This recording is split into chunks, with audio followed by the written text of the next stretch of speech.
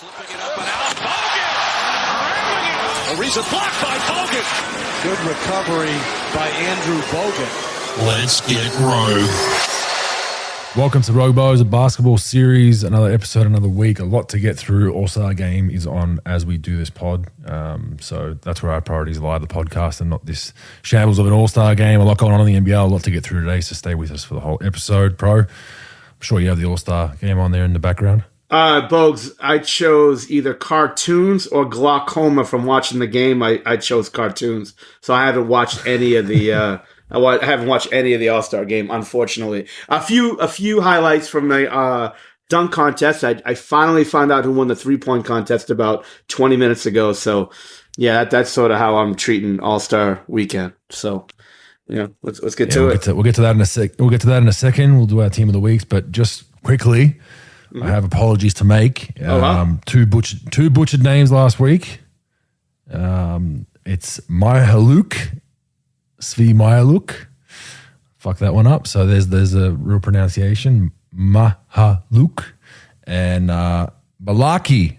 It's not Malaki, evidently. It's Malachi, bro. It's Malachi. So from the Spurs there. So I just want to give everyone an apology, heartfelt. I don't like messing up names, but those two bamboozled me and should have looked up the pronunciations, pro. Hey, Bogues, my last name's Procopio, and no one's ever given me a fucking apology, all right? Hey, just fucking live with it, all right? Go look at their bank account every month. Trust me, they don't give a fuck, all right? They have a tough name, just deal with it. Nah, I should get the names right. I've got a unique last name that everyone fucks up in one way or another, and it didn't really bother me. I got used to it, but I should know better, pro. And we both should know better with last names we have. So no doubt. Anyhow, not a lot of games last week. Most teams only played twice because of these all-star shenanigans. But it is what it is. I'm going to give my team of the week. I'm going to give it to Philadelphia. There's a lot of candidates this week. Like I said, there wasn't a whole lot of games. They played 2 games. They've won 4 straight. They've gone into the All-Star break in some fine form. Cleveland, Houston, Brooklyn, New York were their 4 straight. Just a nice little surge. And they're only 3 games behind first, so we haven't spoken about Philly a lot. They were kind of my sneaky dark horse pick that I picked from the East at the start of the season. They'll be in the mix, but I still think Milwaukee and Boston. But Embiid's having a hell of a year, as we know. Harden's role, I mean, I'm interested to hear your thoughts. It seems like he's not gunning as much, obviously, because he's got Embiid there, and he's happy. It seems like he's somewhat happy to actually take a back seat at times in games and really defer to Embiid, and happy to get his, 15 to 20, and he's actually, putting up some high assist numbers this season. He's having 10, 15 assist games. So I'd love to hear thoughts on how Harden's kind of, changed. Do you think he's just coasting to get to the playoffs? Do you think he's happy to be in that second option from Embiid? But it's definitely noticeable this season. Bogues, I don't know. That's a good question. Like, look, Harden, everybody gives him a hard time, including us, including me for sure, like, about how he plays. It's not really magical to watch the guy play, in my opinion, not for a long time. And just because how he plays and whatnot. And, look, I think that he's a basketball player. Maybe he just sort of, as you get older, I've seen this in veterans, like you start changing the game a little bit, the way you approach it, especially with your teammates. Maybe you have talent that you feel as though you could defer to and score when you want. And, that's that. And look, in Oklahoma City before he went to Houston, he had unbelievable vision where I felt as though that he should have been the point guard of that team and not Westbrook. I thought Westbrook should have been more of a Dwayne Wade type, like a 2-guard. And then I thought Harden had more feel for the game than Westbrook did as far as giving up assists and passing the ball and having good vision and things. I do feel as though that he's just sort of in the mix and, maybe I wouldn't say coasting. I would say maybe just like, just playing and not really having to go as hard and not having to be the guy that has to score 30 plus. But I mean, he's been in Brooklyn, so he's had more talent to play with when he was in Brooklyn and now in Philly.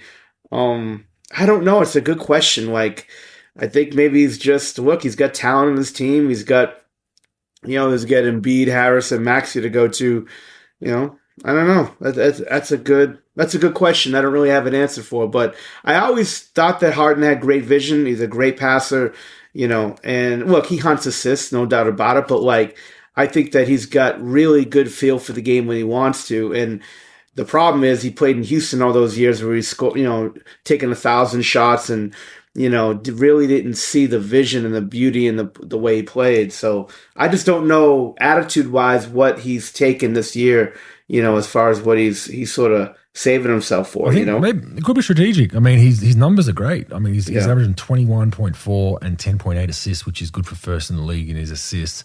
Shooting 39% from three, 45 from the field. So it's not like he's overdoing things. It's compared to his last few stops, his usage is definitely down. He's happy to swing it and defer to Embiid. I think it's a good thing, and I think getting other guys involved in the regular season, having their confidence up in your Maxey and your Tobias Harris and those kind of guys, getting them comfortable playing, maybe having a bigger role in the regular season. We all know what a weapon he will be in the playoffs. So I don't mind it. I think it's a good thing. But anyway, Philly's my team. Who do you have? I have the Clippers, actually, Bogues. I thought the Clippers, look, give them a bunch of crap for all the load management stuff and, they, for good reason. But I thought they played well last week. They had when actually everybody actually played, I thought they did pretty well. And, they had a couple of good wins. They've won 2 in a row. They lost 2 before that, but I think they look really good. I think they beat Phoenix and Golden State, I think, last week, Bogues. And,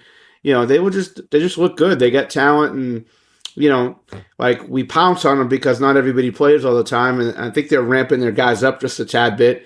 And it just looks like that, that they've played well. What do you think, Bogues, about them? Have you seen them? Did you get a chance to see them last week at all? Yeah, and I saw Kawhi Leonard's first back-to-back in 2 or 3 years.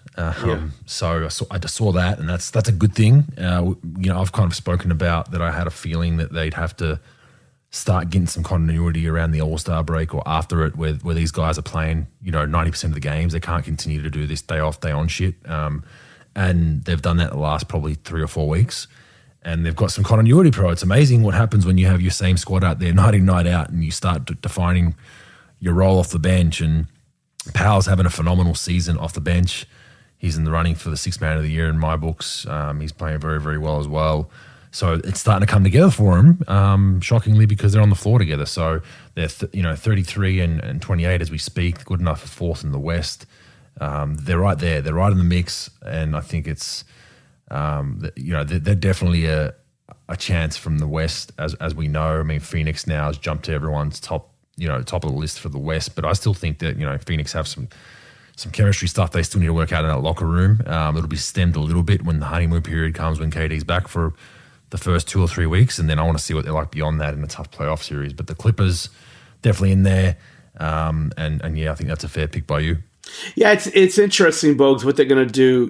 They're rumored to have, whenever the Westbrook thing gets sort of settled, if he does get bought out, which I believe he would, what's going to happen there. As far as who your point guard is going to be right now, it's Terrence Mann. They don't really have a backup. Actually, Bones Highland is their backup point guard, but are they going to bring in Westbrook? Are they not going to bring in Westbrook? Look, they've, Phoenix, like you said, a lot of talk on Phoenix with that trade they made, to be favorites in the West. I really think that the second unit, for the Clippers are really tough to beat, especially if everyone's playing. And look, everyone gives them, a hard time with all the resting and the load management stuff. But I really do think that if it does work and they're all healthy throughout the playoffs and they're playing really well, obviously they're going to have to go deep to answer for what they've done in the regular season with sitting all these guys. But hey, if it works, it works. We may not like it. The league may not like it as far as, people screaming about, oh, well, this guy didn't play, that guy didn't play. But when these guys are together and they play together, I mean, you've got the lineup of, Mann, George, Leonard, Morris, and Zubac. And now you come back with, Plumlee, Covington, Batum, Norman Powell. That's a tough team. That's a tough team to deal with. And, you bring Westbrook, whatever happens with that. I mean, it's going to be it's going to be interesting, though, because if they do bring in Westbrook, is he going to not demand, but is he going to want to start? Is he going to want to come off the bench? How does that impact, getting ready for the playoffs as far as having to get ready, get used to playing with him the way he plays, if that's the case. But they have talent everywhere. George and Leonard alone, and then you've got, Morris you got to deal with, you got Norman Powell to deal with, you've got shooting, you've got size with the acquisition of Plumlee we talked about last week. That's going to be interesting too. More size to deal with, bigs they're going to have to deal with in the playoffs. So it'll be an interesting ride. But yeah, I thought that they had two good wins against Golden State, and again in Phoenix as well, even without Durant. But I thought those were two good games to win, and it'll be interesting going forward what happens with these guys. Yeah, the Russ thing's interesting to see, because he's going to obviously come off the bench. I'd assume how that affects Powell, because he's having a great year. So yeah, and whether Russ disrupts, I'm not fully bought into the narrative that he's cancer. I don't think. I don't think so. That's fair. But when you introduce a player that's he's got an aura about him, and he's got a aggressiveness and assertiveness about the way he plays, and rightfully so. You introduce that into a team now that seems to be humming. It will be interesting. So yeah, I mean that's a fair call. I don't know. I just don't feel like it's the best fit for us anyway. I mean, I think like a team like Miami or something like that. I think he'd be much better in a system like that where he can come off the bench, and there's not a whole lot coming off the bench in Miami, where he can actually run that second unit and actually make it his. Whereas with the Clippers, oftentimes I'll leave PG or Kawhi out there. They'll play together, but then they'll also play individually, and they've got a lot of weapons, like you just mentioned, Covington and Batum and Powell. So it will be interesting to see where that all goes. But anyway, onto the week of the team. Team of the week for me, Chicago Bulls. Lost 6 in a row, bad losses. Milwaukee, Indiana, Orlando was their last 3 there. I mean, the Orlando one, they got to win that one. Indiana, they should have been a bit more competitive. They're going to be blown up in the off-season, pro. This is it for them. DeRozan didn't play the last game, so then they're going to be looking to tank. I think they're in that position. They just had a lot of promise last season to come back this season and be a little bit better. We both picked them to be kind of exactly where they were last season, which would be playing scratch close to eliminated, and they're 11th right now. They've lost 6 straight, 26 and 33. And they're starting to fall deeper and deeper away from that 10 spot. They're 2 games behind there. Not a lot of games left to play, but also news that Lonzo Ball, he might be in some trouble, bro.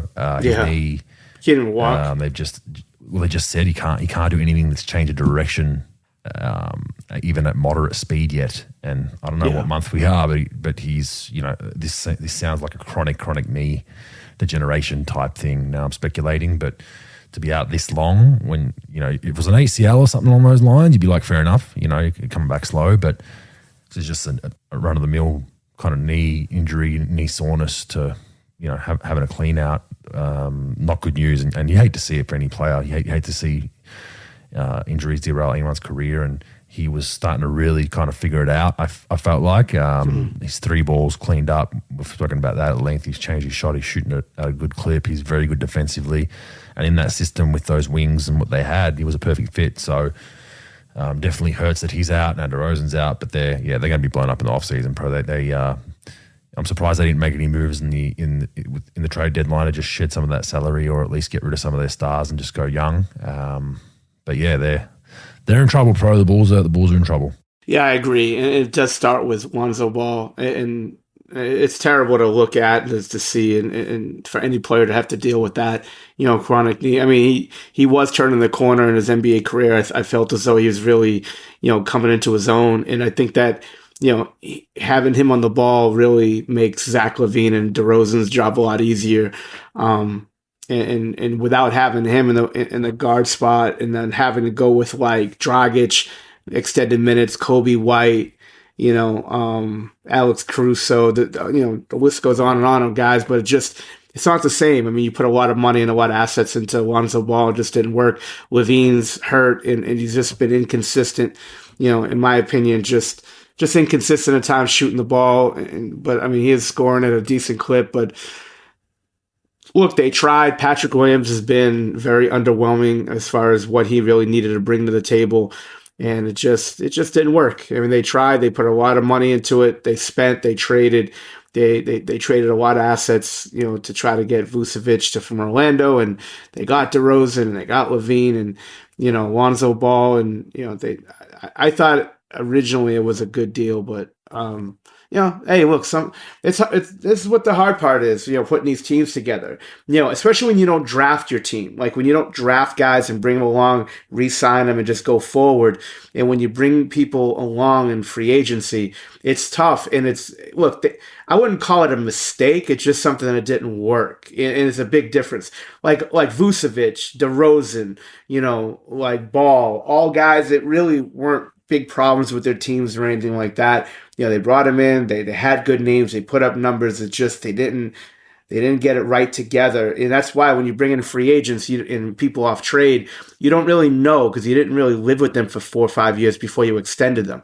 You have your scouts and information and intel from people, and then you bring all these guys together, and you don't know if it's going to work. When you draft all these players like an Oklahoma City did, even Boston, with Smart, Tatum, and Brown, like you get a chance to sort of grow up with those guys. You're with them every day. You figure out, all right, is this guy, really work? Is this guy a winning player where we're going to sign him long term? And it just didn't work. It's unfortunate, but yeah, definitely worth, team of the week for sure. Who you got? Well, I'm going to go with a little bit of a curveball, Bogues. I'm going to go with the Rookie Skills Challenge team of Jabari Smith, Paolo Banchero, and Jaden Ivey. Did you see that fucking clip? That is the worst shooting clip.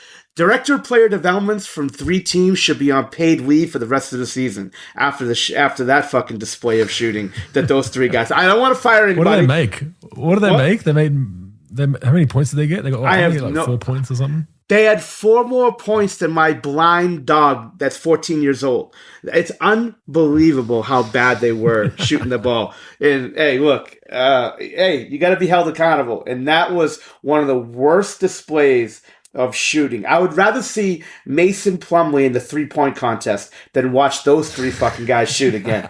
So those are my Bogues. That's my team of the week. That's fair enough. For those not aware of what we're talking about, look up the skills challenge, and that shooting display by them was absolutely horrific. I'm not a shooter by any means, but I would have mixed in a few makes on that squad. I probably would have got the MVP on that squad. Even at 38 years old, it was pretty bad. Not a whole lot of. It's a good rebounding drill though. Folks, great rebounding drill. Hey, did you check out the league? I don't know if I sent this to you. Have you checked out the technology that Adam Silver? That's crazy. Yeah. So here's my idea to improve the league again. Why don't we put in actual players into the game? Like you could actually see Kawhi Leonard play in back-to-back games by just inserting them into the game. Ben Simmons actually shoots free throws. Insert him into the game. And I want to expand it. I want to expand Steve Kerr in press conferences actually, not telling me how to live my life. Popovich actually smiling. How about this? I'm gonna cure all the problems in LA. Have Anthony Davis insert him and actually clapping for his teammates when they break scoring records. I'm telling you, it's a technology the league really needs to take advantage. Have Nick Nurse in a Raptors hat. In a Raptors hat and not an NN hat. Yeah, absolutely, folks. I'm telling you, the league is gonna definitely. I think they could recreate some of the players in this league. I really do. For those not aware, the technology there, basically you can take a selfie of yourself or a photo of yourself and insert yourself into, like, say, the All-Star game you're watching now, and put yourself into. All right, I want to be Jason Tatum, but it's you. It's that photo that you use. They use the Ahmad Rashad, right, as an example, I think. And just he was in street clothes, and they put him on the court. And he's like whatever the player Duncan, whatever. It's kind of crazy. It's a little glitchy still. You can kind of tell a little bit, but right. This technology is getting crazy, man. Like, in a decade, or you're just going to be like, is this a real game or is this AI generated shit? It's unbelievable. It's unbelievable. And maybe they will. Maybe that's the future of the NBA. Like they'll trick us and say, oh no, we're not doing load management now. It's 82 games for every player, and 41 of them are AI playing, and you have no fucking idea. Just It's unfucking Bogues. It's unbelievable. I mean, it's crazy. Yeah, I mean that was literally All-Star Weekend. It's all AI generated anyway, so they might as well try it out. Well, speaking of All-Star Weekend, it's on the background here. I've got it on mute. It's God. a shit show. I mean, it's. We spoke off air. I mean, I think having it like football, the Pro Bowl. I think the events are probably better to watch now than the All-Star game. I mean, this is just horrendous. Kyrie's thrown Jokic 2 lobs that have been turnovers. Like, Jokic hasn't seen a lob in his life. And it's horrific. And rumors were $3,000 pro for the upper bowl last tier of the arena where you're rubbing the wall. So I assume any lower bowl tickets starting at 10 plus. I mean, look, we know basketball purists pretty much aren't going to these games, but there's a lot of naive people that are like, oh, the All-Star game, I'll take my kid. And if I went like on that premise where I didn't really know basketball well, I'd feel like I need a shower when I got home. Like I feel like this is dirty. I just got taken for a ride. Like where's the snake oil? Because it's just, you can clearly see there's no effort. And I don't blame the players because it's like they have an incentive not to get hurt and their clubs don't want them to get hurt. They need to incentivize the games. They need to incentivize and make it better, right? Or just get rid of it. Just piss off the All-Star game and put in a few more events. The 3-point shootout's still fun. So Dame Lillard won that. Congratulations to him. That's still a fun one. Some of the skills challenges are fun when they mix in a few makes, as we said. The dunk contest, look, that needs to be rehashed somehow. I mean, it's great for McClung. Don't get me wrong, he put on a show. He's a G League player. I would put a bounty on that got signed 12 hours before the game by the Philadelphia 76ers. So which tells me the league was calling around and saying, hey, we're getting a little shit for this guy being a G League player. Let someone sign him, But go ahead, Bogues. I'm sorry. But yeah, like put a bounty on these events. I mean, they can surely find. It used to be the Sprite Slam Dunk Contest. I don't know if it still is, but they can surely find a sponsor. All the league money, they're making a shitload of money, right? Valuations go through. Put $5 million on whatever you want to put on. People say, oh, well, the players make enough money. Well, if you want the best, seeing LeBron probably still won't do it because he makes that waking up in the morning. But Ja Morant, these guys, put $5 million on it. Make it the whatever, the XYZ Bank dunk contest that's plastered everywhere. Great promo for the sponsor. League puts in another couple of million. You got $5 million. Bang. You're going to have players then participate. Put it in their shoe contracts as well, have some incentive there. And I think, that'd be great. But yeah, the All-Star game for me, I'm not a fan of it. I think it's not basketball in my opinion. But the other events I can live with. But yeah, they got to figure these things out. I mean, to spend that kind of money on an All-Star weekend ticket, I mean, I think a lot of people will be one and done with it, bro. Like you'd see it and be like, okay, cool, this is great. So I think it's past due for a rehash. Yeah, I think the NFL has the right idea. They just sort of got rid of the game, and because it's sort of like the NFL game, the Pro Bowl was sort of like the All-Star game.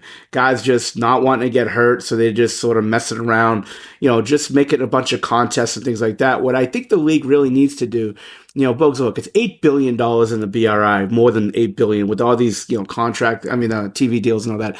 Like, I would do it where I would pay like Giannis, Tatum, LeBron, Durant, Morant, and I don't know who else. Throw someone else in there. Paul George, Jaylen Brown, whatever. Mitchell, Edwards, whoever. Like 5 people, stars, $3 million a piece for showing up. $3 million a piece.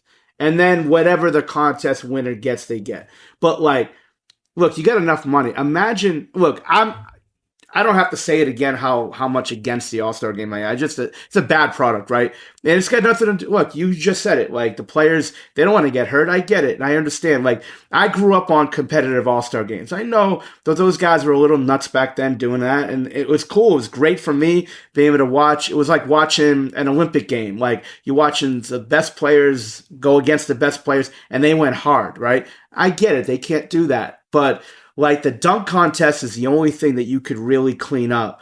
And you pay those guys a hell of a lot of money. Back when, like, Kobe and those guys were still playing, like, I think there was a year where they were going to pay, like, 4 or 5 superstars, like, $1 million a piece. So that's like 5 years ago. They're making much more money.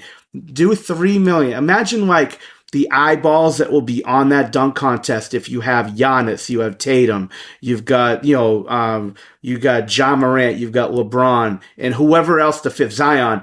Now, Zion might probably get hurt, but you know what I'm saying? Like, somebody who's not going to get hurt, whatever. 5 of those superstars, 5 guys in the top 20. It's the only way you're going to make that thing any better. It used to be a collection of stars. The All-Star game, the 3-point contest, you had Larry Bird, you had like big time players playing. Reggie Miller. Dunk contest used to be like, Sean Kemp, Dominique, Jordan, and those guys. So like, get it back to that, at least on the dunk contest side, because it's just, I don't know, skill challenge, like, doesn't really do it for me. I like the 3-point contest, but yeah, I don't know, Bogues. I think that you gotta do something where it's like, make it like $3 million for, I don't care how much money you're making, but you're making $3 million for about 20 minutes of work. Kawhi Leonard gets that in a month, the 20 minutes in a month, and he's getting whatever he's getting. Imagine getting $3 million in like 20 minutes of a dunk contest. I think that's what you got to do, because I think the eyeballs on it and the content you'll get from that will outweigh what you're going to pay those guys in fees. I do, but I don't know, Bogues. I've with the ticket insurance thing, I already cured enough for the NBA in the last month. I'm tired of fucking solving all their problems. Yeah, I don't know. I'm interested to hear what people think out there. Let us know your thoughts. Do you scrap the All-Star game? How do you make it more competitive besides money? How do you make the dunk contest an event where people actually where the stars actually want to be involved? I'm interested to hear what people think, but for the most part, and even if you're a casual basketball fan, do you like it? Do you like watching it? I'd love to hear people's thoughts, because we're obviously basketball purists that know the game very well and love seeing good basketball. So we're automatically against the way that that game goes. So I'd be interested to hear if it's just a matter of just showing up and seeing stars in the flesh might be enough for the value of the ticket you're paying. Would you pay $3,000 for an upper bowl binocular seat to see all the stars on one court? I'd love to hear it. All right, moving on. NBA and NBPA Pro, after all our discussions about this and many people's discussions, they're discussing tying postseason awards to games played. And it could get through in this current CBA negotiation. So basically saying there's going to be a minimum of, let's say, 70 games. You need to be in 65, 70 games to be even considered for an award. I think it's good. I think it's good to have a discussion. I think it's good that the NBPA is open to it and they're not just shutting it down, because usually they're pretty aggressive with anything that puts the players out of their comfort zone. And I like it. I think this is a good start. So all of a sudden, you want to be, in the MVP race, the Defensive Player of the Year race, which players will want to, because they got bonuses tied to those kind of awards. At times, $2, $3, $4, $5 million in a bonus if you can make those teams. They're going to want to hit that minimum threshold. I think it's a good start, bro. What are your thoughts? Folks, I'm, for the last couple of weeks, we've been talking about it, and I'm like last week mentioning it. I think it should be 80% of your games. You got to play 80% to be eligible for any of that. Look, nobody gives a fuck after the 50th best player anyway. Let's be honest. Like, no one's coming to a game with the Thomas Bryant jersey on, right? They want to see stars. And the only way stars are going to play, and if you put it down, look, you got to play 80% of your games. If you want to be in the top 3 NBA teams, you want to be All-Star game, you want to be top 3 NBA teams, you want to be Rookie of the Year, you want to be defensive team, you want to be scoring champ, 80%. Look, Luka, we know how many games. It's like 54% that Kawhi played, right? It's a joke. But like, Luka really didn't. Luka hasn't done a lot of load management this year. He's got hurt a couple of times, and he still played 80% of your games. 80% of your games, Bogues, on an 82-game season, still like 65 games, 66 games. So it's like, you play 66 games, that's 4 out of every 5 nights. 80% across the board. And look, if you want to rest your bench, no one cares. But they want to see Luka. They want to see Giannis. They want to see Kawhi, Paul George, all these guys, like Jokic. That's who they want to see. And if you put it 80%, and those guys that really want to be in those awards because it's tied to Supermax, it's tied to all these things that I think that that's it. If I'm the Players Association, if I'm the teams, then I'm like, look, like you're not going to force guys to play. You're not going to like hold back checks. You're not going to play less games. We talked about if you lessen the season, they're just going to play less games in a lesser season. So just do it 80% of your games, and that's what we want.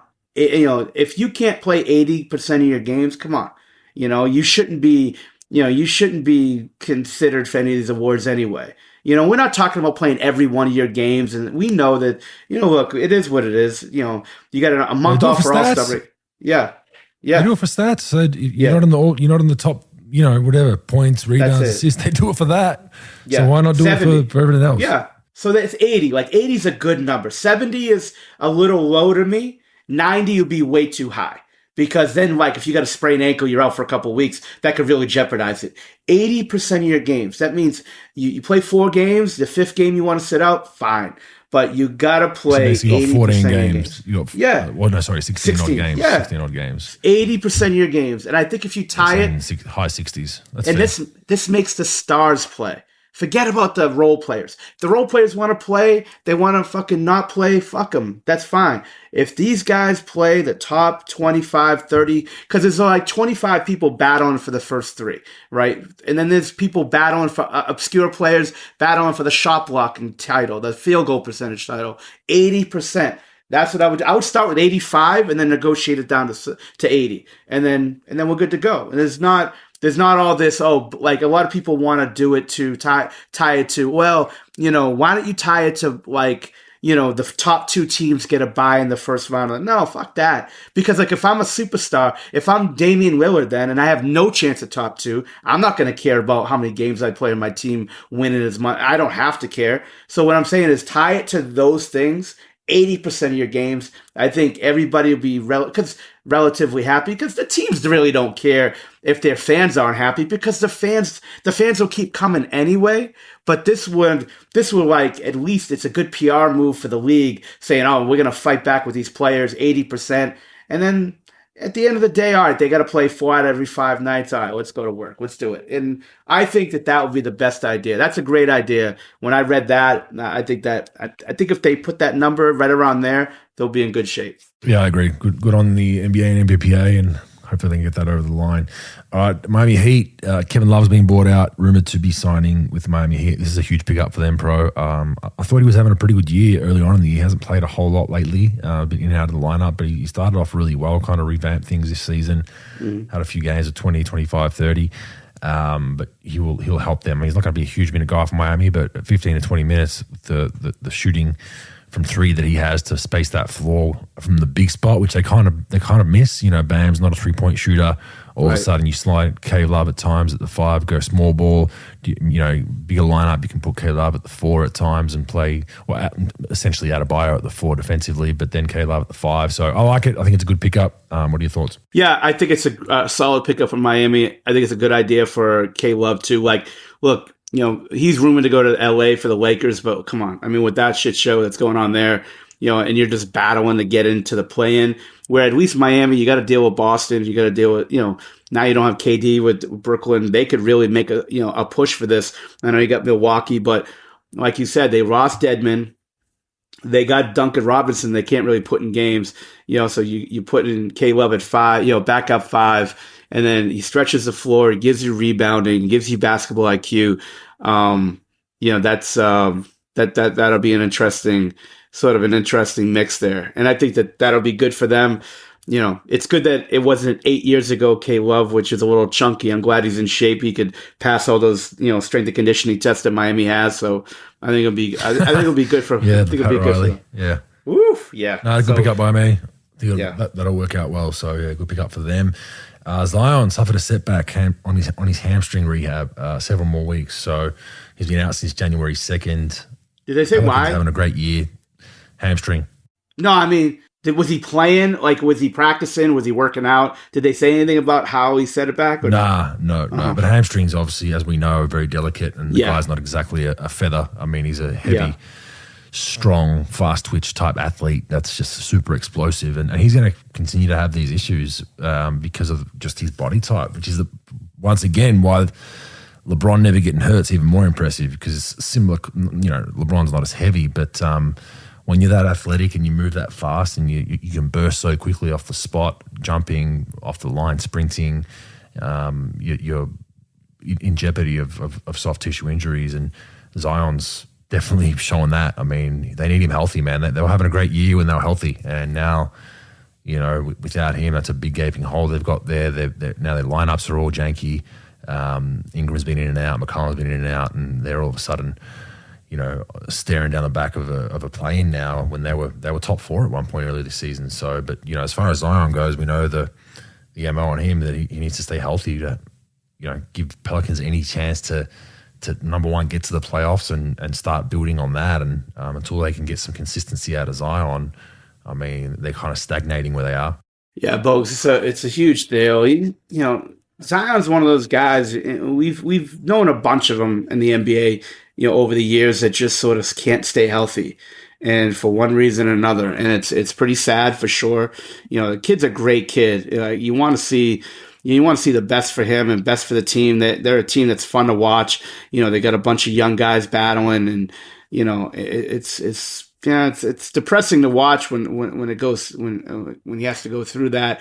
But like, the big thing for him, the big fellow, like, look, he's got to have to get in game shape. So, it doesn't matter what you do. You could beat up on interns. You could run track. You could run all this stuff, 0G treadmill, Alter G, whatever, all this stuff, but it's still not going to get you in game shape. So, like, whenever it is, how delicate hamstrings are, you just spoke about it. Like, now you got to play. It's sort of like the Jay Crowder thing that we'll talk about in Fact or Fake News. Like, Jay hasn't played all year either. And, now he's going to have to, like, come into his own and try to play. Same thing with Zion. Like, he's been out for a while, and now it's a setback, and that's going to be delicate. But then whenever he's clean bill of health, now he's going to have to play and get in shape, and it's not going to be easy for him. And look, he hasn't had a great history with his body and things. I'd be interested to see what his body looks like, and his wind in his lungs, like when he comes back and starts playing. And he's obviously a big, he's a big part of that team. And, they fell off they fell off pretty much without him a little bit. And it's, right now they're sitting, where are they sitting, Bogues? They're sitting in 7th place currently, right? Yeah. And they're 4-6 in their last 10. At one point they had that long losing streak where they made a weak team a few times. At 30-29. They're starting to get a bit more consistent to where they were, 3-4 weeks ago. Ingram's back in the lineup. McCollum, they're playing a little bit better basketball, but they have legitimate injuries. These aren't load management type restings out of their lineup. You're right. I mean, he came in heavy again. Yeah. We spoke about, I've been big on, you come in heavy with that size and explosiveness, your muscle just can't handle the load you're putting on him when you're that powerful and explosive. He's like a thoroughbred, and right. He's got to come back lighter. He can't be playing at 270, 280. He's got to be, in the 250s at the least. And that's a tough thing. And their whole future is riding on him. He signed that extension. He's going to be there a long time. Mm-hmm. And they've got a squad around him that has a chance. They're a good team. They're doing really, really well. So hopefully they get healthy. All right, last one to finish on a down note.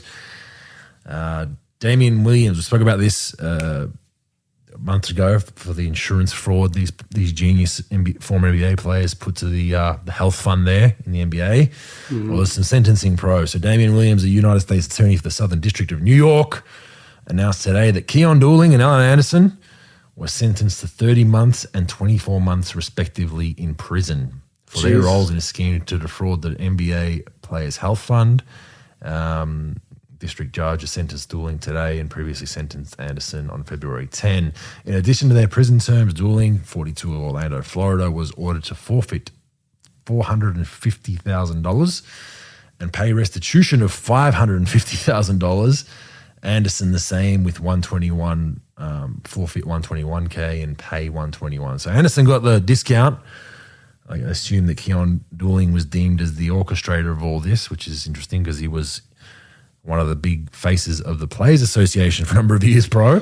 And I know Keon, a very nice guy. I played with him in Milwaukee. I really no bad things to say about him. I enjoyed him as a teammate. I think he was a great teammate, great veteran. But as we've said, you do silly things when you're doing it tough financially. But and thank you to those guys once again, because I'm in that program and it's becoming even more of a shit show to, get my health needs reimbursed by them. You basically need to have an anal probe to make sure you're not cheating the system these days. Thanks for that, you two absolute bananas, because now obviously the corporation that's doing the health fund, they've got a new corporation. They're trying not to get frauded again. So doing it from Australia is always a bit of a challenge, pro. But they got jail time, which is interesting. I wonder if they're going to try to negotiate that down. I don't know how that all works in the US, but I think sentencing is sentencing, right, bro? Once you're sentenced, I don't think you can appeal it, but maybe they can get it down to a shorter term. But, Keon's basically in there for almost 3 years, pro, which is interesting, 2.5 years for defrauding the NBA players' health and welfare benefit plan. I mean, Bogues, the NBA probably does the best job of any other league about promoting and employing ex-players and giving them as much financial sort of assistance that any players association can give, as far as NBA teams hiring, the league hiring, paid appearances and all this. And they try to give them good plans with retirement and all this. And, not only your monthly check and all this other stuff, all these other lump sums of money that you're entitled to, even if you weren't that good of a player, like Anderson wasn't. Anderson was a very average player. I actually worked with Allen pre-drafts with Grovers a long time ago, but to do this, where what are you defrauding? You're defrauding what, $100,000, $110,000, That's not a lot of money in the grand scheme of things, where these guys have no-show jobs all across the league for $200,000 a year, $175,000 a year, $10,000 to do this, $5,000 to do this.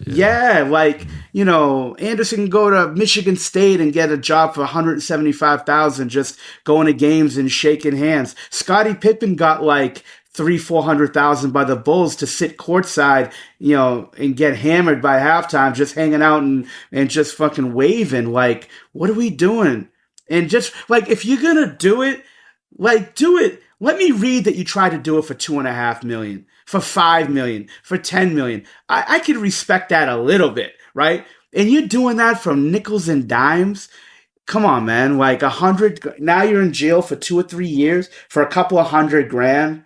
Come on, man. I mean, first of all, you shouldn't be doing that anyway, let's be honest. But you're going to risk all this. That's my point. That? I mean, I think they're, if you're going to those extremes, look, I have a friend of mine, I've said this before, and, he's like, if I'm going to do something illegal, I better be making $10, $15, $20 million.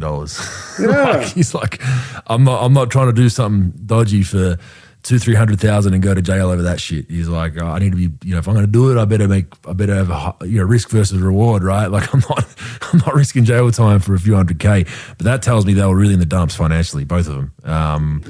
Where you're, I'll give people an example. Honestly, I'll give you a number. And I was in the league for 14 years, and my health fund has roughly $600,000 to $700,000 USD in it that I can use on it gets higher and higher the more years you spend in the league. I got roughly $600,000 to $700K from myself, my wife, and our family for anything health fund related, but it has to be health fund related, right? So, doctors, physios, medicine, kids go to hospital, it's all covered. They reimburse you. So I still have a health fund that covers it. They pay for the health fund insurance that I have here in Australia, and then whatever the gap or the difference is, they basically reimburse you, or you've got a card that you can use, right? So it's a fantastic program, and it's commendable the NBA put that together to make sure guys have, at a bare minimum, their health taken care of. The reason why they did that was because, number one, you can't trust players by just giving them cash to look after their health because they're going to use it on shit. And number two, it's horrible PR for NBA All-Stars and legends that are retired to be broke and still not be able to go to hospital for a health element, right? So they figured out, look, we're going to do this for players at about a bare minimum. But the reverse, these players are going broke and trying to figure out a way of how to get money out of there. And for those that aren't familiar with the story, we did it probably about a year ago. What they were doing is they were going in cahoots with a doctor's office, going to a doctor and saying, hey, write me some fake invoices like I did XYZ, or a dental office or this or that, and I'll give you a little bit of a cut, and then you get the cash and you give me the rest. You give me the 80%, you take 20%, whatever it is. And that's what they were doing essentially. So the way it works is you get a receipt. So if I go to a doctor's office here in Australia, I pay $150 for a consult for myself and my family and a script and whatever. I get that receipt, I upload it to a portal and they reimburse me. And early on, it was no questions asked. But as we discussed in that story, like some of the invoices had like blatant spelling mistakes on them, like phone numbers that didn't exist. So I guess once they'd called a phone number and it went nowhere, I think they started to get a little bit some smoke to that fire, and then they figured it out. But yeah, to your point, Pro, I mean, if you're doing that for a couple of $100K, you must be doing it tough. But the jail time, which I think is a bit ridiculous too, don't get me wrong. I think, you know, there's blatant criminals that have got much smaller jail times for doing much more serious things. But whenever there's fraud involving finances and stocks and shares and health funds and all that, they go super hard. So wish them all the best in the clink. A lot of time to work out and get your mind right. All right, we're going to get on to Dabble real quick before we get to our Aussie Watch. Copy bets. Dabble is the social betting experience where you can copy bets. Very simple. See a bet on your feed you like, boom, hit that button and copy it straight to your account. Follow my copy bets and jump into the banner channel as well and talk some smack. I jump in there from time to time. Download the App Store, Dabble. Remember, dabble socially and gamble responsibly. Aussie Watch Pro, what you got? Bogues, question. Question for the Aussie Watch. I had a friend of mine ask me this question, and look, you follow it more than I.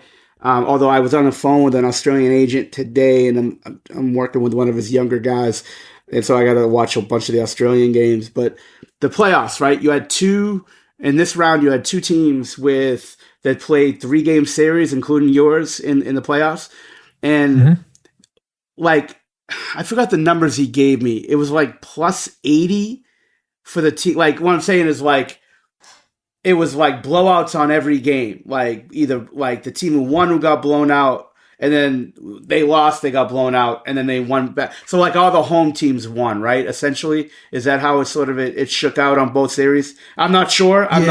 Yeah. In the New Zealand series, it did. In New Zealand Tassie, it was New Zealand smacked them game 1, Tassie smacked them game 2, and then New Zealand smacked them game 3. In our series, it was much closer than the scoreline indicated. Even the game yesterday, which we'll get to in the NBL wrap in a second. Sure. They were all close, grind out games. The scores weren't really reflective of how close and intense those games were. The other series was much more swingy. So but it was great basketball. I mean, the both semifinal series were fantastic. Especially our series, the Kings series with the Taipans was very intense and a very good series. For anyone watching that was really good basketball for the most part, as far as physicality and up and in, and there were some antics as well, which we'll get to shortly. Folks, what in Australia in itself, like compared to the NBA, right? Like, is it a bigger difference playing on the road versus playing on the road in the NBA? Like, does the home team get that much of an advantage with crowd, location, refereeing? Do you find that like throughout the NBL? Little bit. Yeah, a little bit. I think home court can definitely play a part. I know at Perth, so all the Wildcats fans were very, very touchy fans out there out West Pro. They drink a different water, but they historically have a very good home fan base, 12,000, 13,000 people, and referees sometimes would shit themselves refereeing there because momentum could turn just by the crowd, and generally you're playing in smaller arenas historically, 4,000 or 5,000 people, 6,000, 7,000. Then you go to Perth, and it can be daunting for an experienced official that's getting booed and getting jeered. And they had a coach, Trevor Gleeson, who you hate to play against his teams, and you hate to play, coach against him because he used to get away with it a lot and strategically poke the officials and get after him, and the crowd will get involved, and he used it to his advantage, and it definitely plays a part, I think. But it's similar to the NBA. Like, there's been a lot of road teams have won games. I think home court's probably Still important in the NBL, but not crazy. It's more important. It has more of an importance than it does in the NBA. I think the NBA, I feel like home court in the NBA is gone out the window with all this load management shit. People don't really give a shit anymore. I know the Warriors have the mentality when I was there of like, we don't really give a shit. We'd rather be healthy, and if we're a 3 seed, we're a 3 seed.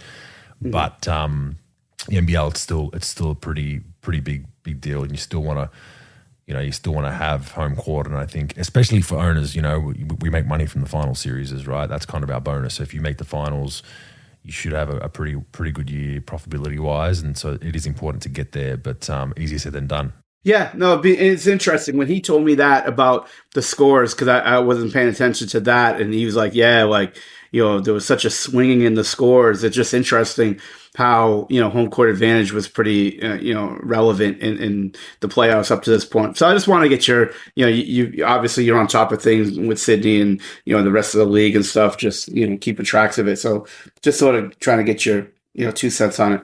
Yeah, we'll go over that. We'll go over the series in a sec. I'll go through the Aussie watch just with our stats. I've said this the last 3 weeks, but Ben Simmons has come off probably another worst week in his career, which the bar's getting lower and lower. But last week, only 2 games, but 2 points a night, 3.5 rebounds and 3 assists, 16 minutes a game. So coming off bench, obviously, it's not looking good. We don't need to get into it, pro, because we've discussed this every week. But not great numbers there, and not looking good for Ben Simmons. Dyson Daniels is still injured. I had to check that 3 or 4 more times just to make sure I'm not missing anything, but he's still hurt with that ankle injury. Right. Delhi, a little sprinkle of garbage time. Patty Mills falling out of the rotation again after the trade. Now they've got some guards. Seth Curry's back playing, no longer injured. He's active, so those minutes have dried up for Patty. He's got no DNPs over the last week. Jock hasn't had a great week. Jock Landale, 7.5 minutes, 1.1 rebound, 1 assist. He's been kind of trying to find his spot now since that trade about where do they play him, when does he get his minutes. He's kind of had a yo-yo of a season from a coaching point of view. They just keep yo-yoing him and DNP, and then he plays 25, and then he plays 5. So as we discussed with him, we talked to him a fair bit. We're in a group chat together. Just, keep your head on straight, stay patient. I think he'll benefit once KD's in that lineup and they figure things out, because Monty Williams is obviously searching for what he's gonna put around KD, what the rotations are gonna look like, and how it's all gonna change. But he's gonna stay positive with it. Josh Giddey had a decent week by his standards. Not his best week, but 15, 5 and 5 with a steal. Matisse Thybulle, great debut for Portland. It's amazing, pro. What a change of scenery can do. It's only he's 2 games in, but he had a great week. He had 8 points, 3.5 rebounds, 1.5 assists, 2.5 blocks, 1.5 steals in 28 minutes per game. So the most minutes he's played this season were with the Portland Trailblazers. So good on him there. Joe Ingles, 6.5 points, 6.5 rebounds, 2 assists per game, 1 steal per game. His 3-ball's still kind of not what we expect from Joey. When he needs to find that. He's pressing a little bit. He's 3 for 12 for this week again. I think last week he was similar number. He was 2 for 12 last week. So 3-ball's not going down as much. Jack White, DMPs, no game time for him, and Josh Green. A down week after the big week. He averaged 20 a game last week. This week he's back down to 6, 3 and 2. But I'm going to give the player of the week to Thybulle just based on his defensive performance. I don't know if you saw those games. I did. I watched. He was blocking shots that he had no business blocking, and he was contesting shots. He was in the lanes. He was getting deflections. His numbers obviously aren't jumping off the page with 8 and 3. But 2.5 blocks and 1.5 steals, it's everything else that he does between that, and they got some wins with him in the lineup. So I'm going to give him the nod for his first Bogues Aussie Player of the Week, pro. Yeah, it's much deserved for him. I mean, I watched that first game that he played, and look, like, people are hard on Doc sometimes. Look, Doc doesn't really love young players, and that's it. Like, there are the coaches in this league that don't do it, and he wasn't going to play in Philly. And with their analytics and his shooting still trying to develop, like, he needed a change of scenery. And in Phoenix, in Portland, they really need him to really, clean a lot of this stuff up. They play really well offensively. They need a guy like him that's going to straight line drive it. It's going to defend. It's going to guard. It's going to rebound. His block shots were great in at least the first game that I saw him play.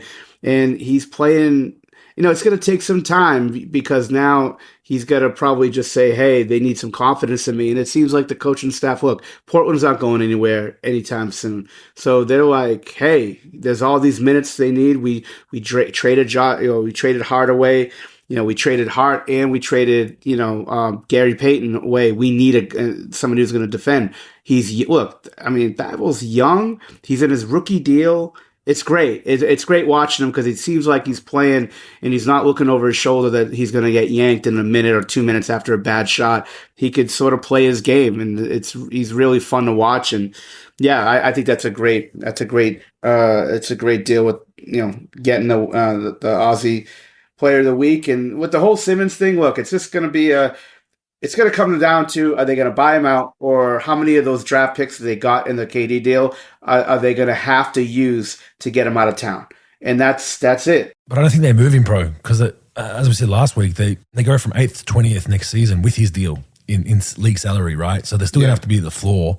Yeah. There's a minimum floor you have to spend. So I could see them just letting his shit run out or maybe waiting till close to expiry and then using him as an asset of his deal to get some picks back, or a team that wants to move off another guy with similar salary where they can steal someone. But I don't think Brooklyn's in a need to move him. It just depends. If he starts acting like a cancer in the locker room or something, that's a different story with that young squad. They might want to just get away from that. But we make the joke that you can trade a vacuum cleaner with the max contract these days. But I mean, that one's going to be tough to move, in my opinion. So, yeah. But it's just a sad fall from grace. You like I've said from the start, a lot of people hate on him and whatnot, and I think a lot has to do with the free throws. But I think you want to see him back at his best, and that's going to be the challenge. And look, America loves a comeback story. Even Australian sports, you love to see a guy get he's probably as low as he can get. Like, I don't think there's, what did I say? He's averaging 2, 2, and 2 last week or whatever it was, 2, 3, and 3. Like there's not much lower you can get than that. So I'd love to see him. But it's probably gonna have to be working the off-season pro, as we've discussed. That's not on Instagram. That's actually just turn your shit off, go see a sports psych, stop working out with your brother and have someone else work you out that's actually good at what they do, and come back with a bang next season. That's all he can control. He can't control this system's not for me. Don't forget, back when he was in Philly and there was that debate between Embiid and Simmons, there was a lot of Simmons fans that said, shit, get rid of Embiid and put 4 shooters around Ben, and then you'll see his real talents. Well, guess what they got in Brooklyn now, bro? They got a pretty good shooting lineup.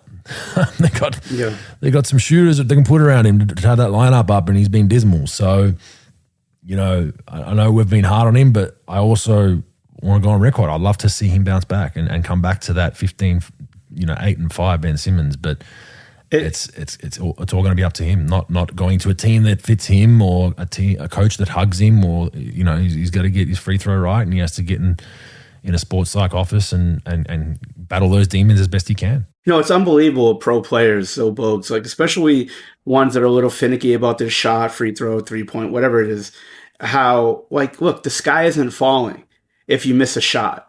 And I think the more you miss, and as long as you sort of address it and you work on it and you continue to talk about it a little bit and just sort of understand that, look, you're going to miss and that's okay. Mistakes are good in this game. It's the only way you're going to get better and want to really compete. Look, we're not asking them to be Kobe Bryant. And now that's the thing. Everybody's, mama mentality and all that stuff. No, it's fucking bullshit. There is no mama mentality. No one's built like Kobe Bryant. Very few players could ever be built like him. But what you can do as a regular average player like that, mentality-wise, is look, you got to battle these demons. And they're not huge demons. He's not battling cocaine addiction. He's not battling a sickness. He's battling just can't take the fact that he misses a shot and when people rag on him. That's the worst thing about this social media and all this other stuff. You see it all the time, perpetuated 1,000 times. But so what? That's it. You just compete. You miss a couple of shots. You go, 2 for 12 from the line one night. That's fine. You go back to the line the next night. And yeah, like you said, get somebody who knows what he's doing. Add hoop consultants. Hit me up. I will make you laugh and I'll fucking get you better. I just get somebody who's good and let's just close it down and you got 2 people, talk to the sports site, talk to your workout guy and figure it out. It's not that difficult. This is ridiculous. he's so young and he's like could still play in this league.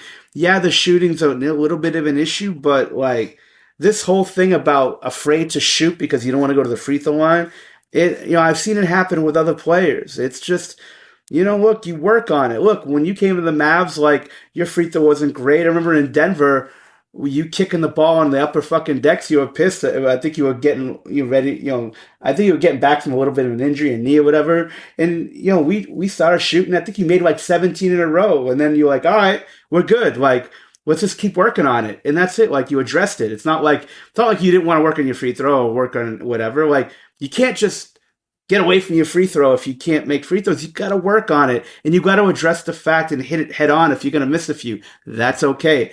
You'll be fine. But yeah, hopefully he does well, man. It's just I don't know. It is what it is. I hope it ends well. It probably won't end well, but because they'll probably do the same thing.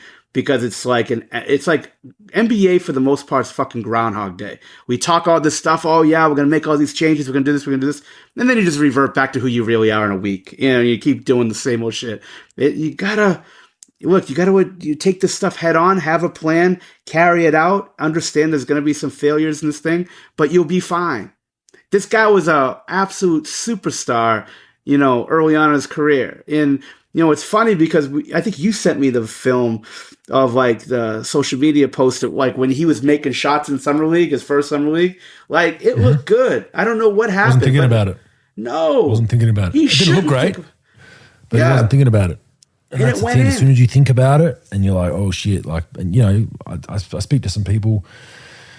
Australian basketball fans and whatnot, and people that are close to me, and they're like, "What's up with Ben?" And I said, "Watch his clips from his first 3 years, and then watch his clips this year. He does not want to get on the rim. Period. He doesn't want to get on the rim. And he was when he bear down on you as a big fella, you're like, oh shit, he's coming to jam on me, right? At worst case, he's shooting. He's gone up and under. Now he gets watch the games. This is all factual. He gets to the dotted line. He's either shooting a floater.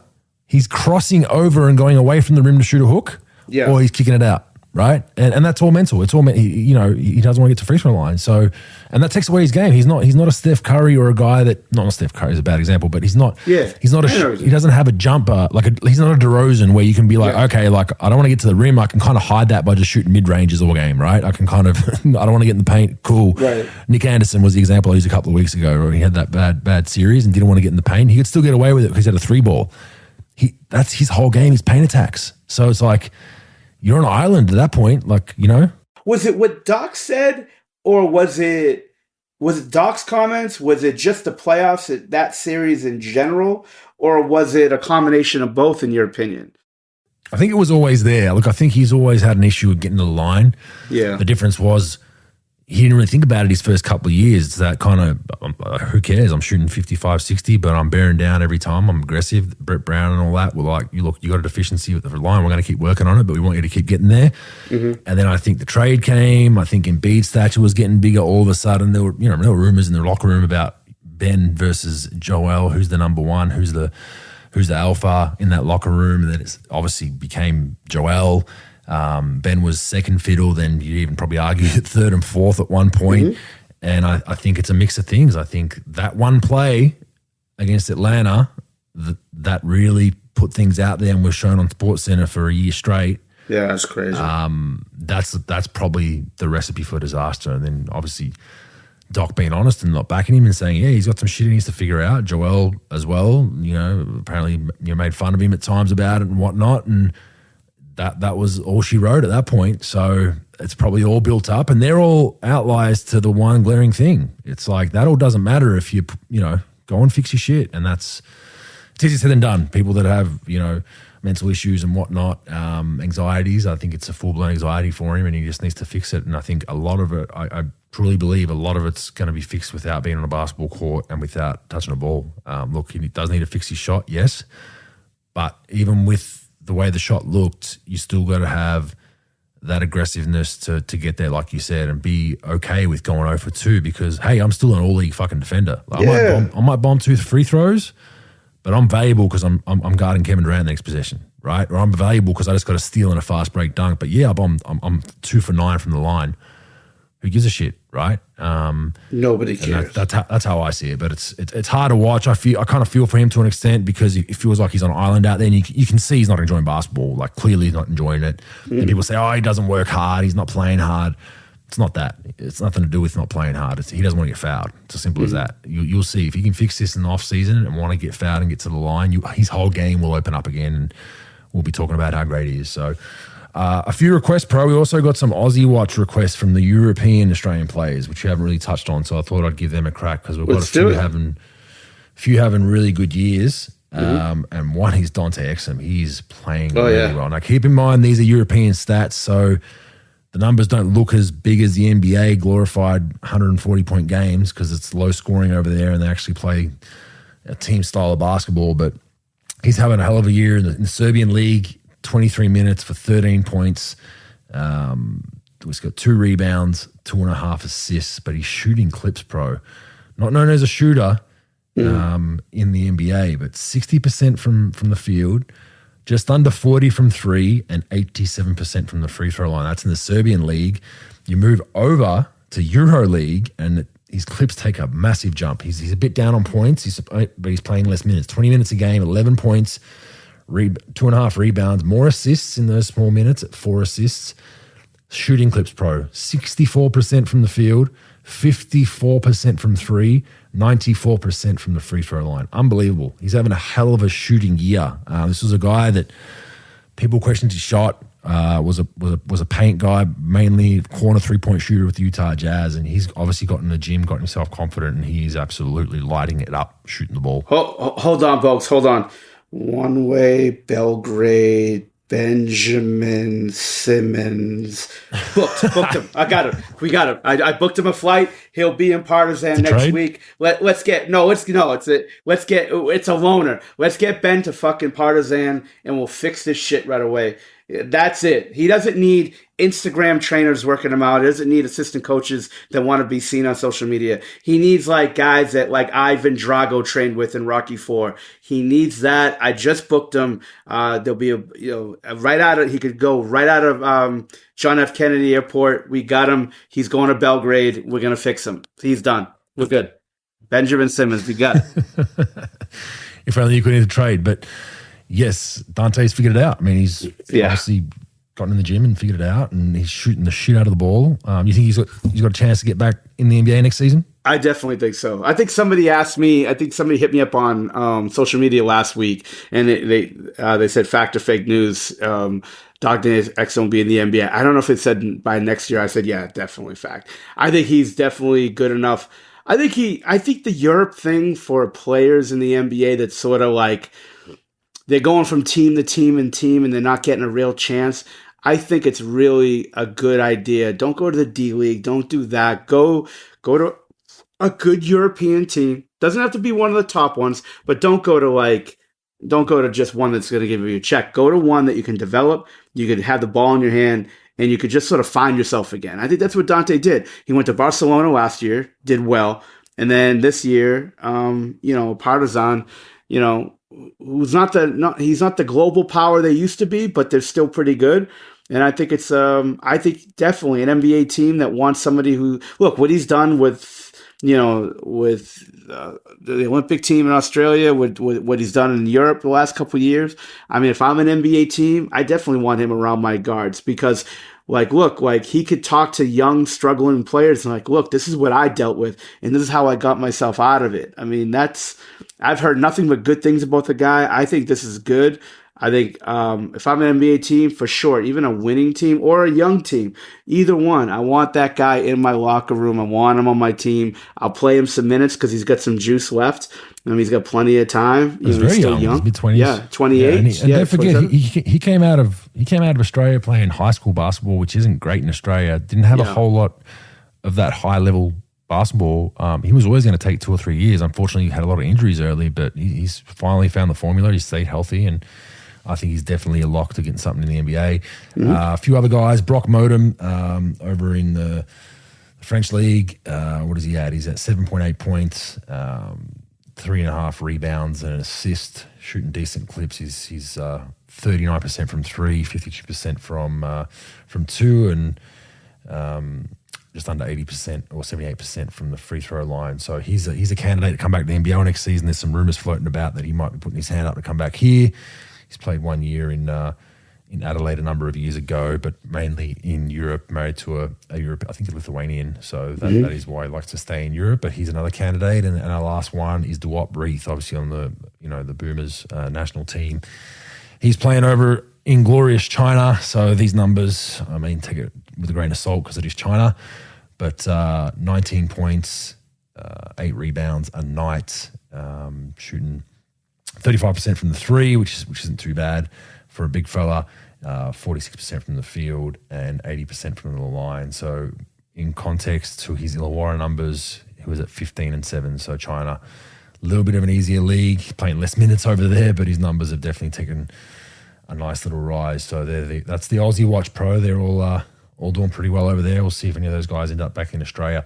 All right, let's get into the NBL real quick. We will touch on the New Zealand Tassie series first. I saw this as news kind of Tassie versus Tassie Light, Tasmania versus Tasmania. They play a very similar style, hold and grab and physical, and they're both those kind of teams, especially Tasmania, that from three-quarter court up, they're holding and grabbing you off the ball. Like, they're not letting you run up the court. Clearly, they call them, I think, good mornings or hellos. Go say hello to your offensive player when you're guarding him, and they make it a real grind. They make you kind of run in mud, and they just plan on doing that the whole game. But game one, New Zealand clear winners of that one. Not really a close game in game one, 88-68 in New Zealand. Goes to game two, Tasmania, then get the upper hand, 89-78. And then game three, which was last night, New Zealand blow them out late. There was a closer game. The score reflected it was 92-77 for New Zealand, but it was pretty much a tied game in the third quarter at different points, and then New Zealand ran them over. But like I said, very similar styles. I just feel like New Zealand were a more talented version of Tasmania, in my opinion. I think they just got more talent, great scoring, and things just dried up for Tasmania offensively. Missing Josh Majette was huge. He's got a broken cheekbone, so he didn't play in the series. He was a big out for them, and they just couldn't get buckets when they needed. They guard and they play hard together and all that kind of stuff, but they just couldn't score the ball, especially in the half court sets when they needed buckets pro. So that series has ended 2-1 for New Zealand. New Zealand, who were number 2 in the regular season, come out and have made their first grand final in a number of years. They had a three-peat in the mid-2000s, I believe, about 10, 15 years ago, and now they're back in the Promised Land Pro. So that's that series. And the series that I thought was a great series, Sydney versus Cairns. I think the Kings were somewhat lucky here, Pro. Game one, atrocious first half by Sydney Kings. Down 10 at halftime. Cairns were just free, and the way they played was really fun to watch. They were, he was emphasizing just play free, take the first available good shot, and they were running, gunning. Like I said, up 10 at the half in Sydney. And then a masterclass defensive performance in the third quarter by the Sydney Kings, keeping Cairns to 10 points in the third, got the lead back for a somewhat close finish, but ended up being the Sydney Kings winners of that one. What was the score there? 95-87 in that one. And Xavier Cooks, Sean Wire was the MVP, 27-14, played a really, really good game, really influential at both ends, especially defensively. Game two, I think this was possibly the worst game of the season for Sydney Kings. You never want to have a stinker like this, especially in a final series. I thought the Kings deserved to lose by a lot more. I thought the end score, which was 93-82 for Cairns, was respectable for the Kings. It should have been much worse. Cairns were tremendous.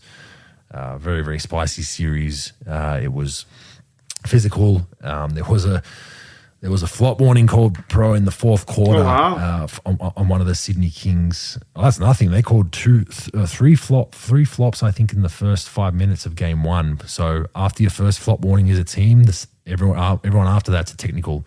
We had 2 techs in the first 5 minutes, I believe, for flop warnings, which was interesting. We adapted though, but in game two, there was Kawatnoy was guarding, can't remember who it was, I think DJ Hogue, and Kawatnoy went down after a head clash. It was a kind of a body foul first on Kawat, and then as Hogg tried to drive by, they clashed heads. The foul was called. He went down, gets a flop call. Already had a flop warning, technical foul. Problem is Kawatnoy was bleeding. So Chase Buford just loses his shit. Rightfully so, in my opinion. He gets a lot of flack. This one, he was in the right, lost it. We were probably out of the game at that point anyway. We were down double digits, I think, and early in the fourth. It might have been mid-fourth. We're kind of trying to make a run, and that kind of stemmed our flow. He ends up getting ejected. He's out of there. Tim Suarez gets into it with Wardenberg and gives him a hip and shoulder, gives him kind of a shoulder to the chin, I think, off the ball. Wardenberg goes down. What's funny about this is, for people who haven't watched the game, is these two were going at it all game. Wardenberg wouldn't let Suarez run up the court. They were chesting each other the whole way, off the ball the whole game, and then vice versa. So Tim started doing it back, and then Tim gave him a little cheap. He got caught for it. So those two boys both got fined heavily. There were no suspensions, so you had a lot of NBL fans losing their minds, saying it should have been a suspension for both of them. It's not right. And what I'll say is this about Chase. Chase crosses the line a lot, but he's passionate. He's fighting for his players, and I'll take that. At times, is he right? No, and he puts his hand up, and he's been, the NBL end of season fund is going to be renamed the Chase Buford Fund, because he's funding a lot of lunches and dinners at the end of the season. But there's something with an Australian mentality of, if you stray outside the box or the lines, it's frowned upon and you're disrespectful. And I looked at some Steve Kerr clips of his highlight reel of Gone Crazy at Officials Pro, and he's got a nice one, right? And he's one of the most liked coaches around the league and around the world. And I'm adamant, you put him in the Australian NBL, they'd want to kill him. Fans would want him hung publicly for the way he's berated officials before. So for those people out there, that there is a strategy sometimes with berating officials. There's a strategy of getting a T. There's a strategy of getting ejected. At times, Chase uses that strategy. At times, it's not strategy. At times, he does lose, blows a fuse and goes crazy. But I always find it interesting in Australia. Like, it's just the way we're kind of ingrained here to, that says I can't cross the road till it goes green, even though there's not even a tumbleweed. I can't cross then, that guy's crossing, it's red. Oh my God, that's so bad. That's that mentality, pro. So it's always a head scratch in me with that Australian mentality, and it's just similar with Chase. Yes, he does deserve some of the flack he cops, but at the same time, I think fans are a little bit precious in that context. But game 3 last night here in Sydney, fantastic game, great game, back and forth. Up and down, left and right. It finished 79-64. It was much closer than that. It was a grind. I think Cairns burnt out late. They played a very short rotation of 7 or 8 guys. They had some injuries. Played them big minutes all throughout the series. They played in the playing games as well. I think they were just completely cooked at halftime. And Luke Longley and myself were sitting courtside right near the bench of Cairns. We both noted midway through the third, we said these guys are cooked. They can't move. They had, even when they called a timeout, they were kind of, they could barely even walk to the bench to sit down and get their drink. And we noticed a big kind of flat spot for them, and that reflected the scoreline towards the end. So I think they were just gassed out, and they must be commended, pro. They had some injuries. Keanu Pinder, the MVP candidate, was out for the rest of the season. He broke his eye socket. Taj McCall missed game 1 and came back for a fantastic game 2, brought a lot of energy. Shannon Scott missed their game 3, their other import, with what I think he's done his hammies, either torn his hammy or done something serious to it because he didn't look good. So considering all the injuries they had, I want to shout out the Cairns Taipans and our former head coach who was there before Chase, 40. He did a fantastic job prepping them. He put together a team that really fought hard, were undermanned, and he was the coach of the year, and it's looking like that was the right decision because he really got an undercooked team that had a lot of injuries. We were threatened, man. Like I was worried about game 3. I mean, I'm not going to lie. They had our number in game 2 and they found something, and the way they played both offensively and defensively, they got a lot of long, 6'5" to 6'8" guys that are just long and athletic. They can switch 1 through 5. They can have a lot of janky lineups. They all shoot the 3 ball. So congratulations to Cairns. I think there's a lot to be positive up there. If you're a Cairns Taipans fan, you should be very proud of how your team went. And but fortunately for us, the Sydney Kings get through. And one of those seasons, pro, where number 1 and number 2 are meeting in the finals. So you often don't see that these days, especially in the NBA. It's never 1 versus 1 in each conference. It's always a surprise. And so to actually have 1 versus 2 in the finals will be interesting. Best of 5 now, pro. So first to 3 wins. It's 1-1, 1-1-1, 1 home, 1 away, 1 home, 1 away, 1 home. And we will see how it goes. First one kicks off, I believe it's March 5th in Sydney. for those following. March 3rd in Sydney, March 5th in New Zealand, March 10th in Sydney, March 12th in New Zealand if needed, and March 15th. So Sydney Kings fans or NBL fans in general, if you're in Sydney, March 3, we want to try and get some fans out. A lot's been made pro of, we're not the most well-liked NBL team amongst fans. It's kind of the hashtag trending out there, anyone but Sydney. So there's a lot of other teams that want us to lose, which rightfully so, where we don't do things conventionally and we're not afraid to voice our opinion, so we get a lot of hate for that. But our crowds were down a little bit, a fair bit actually, just passing 7K in both semi-finals, and it's a tough task. The Plains kind of didn't give us a whole lot of time to prepare our schedule. We didn't know when we were playing or who we were playing. We had 2 days or 3 days odd to prepare all that properly, or maybe a little bit more actually after the awards dinners and the games. And we just need Sydney to show out. Wednesday night games are never great on a weeknight in Australia, but Sunday we definitely expected more last night on a Sunday afternoon, but didn't get it done. And unfortunately in Australia you can't sell game 3 tickets because it was an if needed game. You can't sell those until you need the game. It's not like the US where you can sell a game 7 potential and they reimburse you or they give you a credit or whatever they do. Where in Australia it's not done like that, so that kind of hurt us. We only had from Friday night 10 p.m. we had 36 hours to try and sell tickets, which isn't great. So Kings fans, let's go get out to March 3. We know New Zealand will sell out at a small arena, so hopefully that all goes well. But NBL season getting towards the tail end, pro. It'll be interesting. You gotta give me a link or whatever I could stream the games and watch. I think it's on YouTube. YouTube live, like for sure. Overseas, yeah. If you're out of pretty sure if you're outside of Australia, yep, they're on YouTube live for free. So awesome. The time difference might do you a little bit of trouble because it's like 2 in the morning or whatever.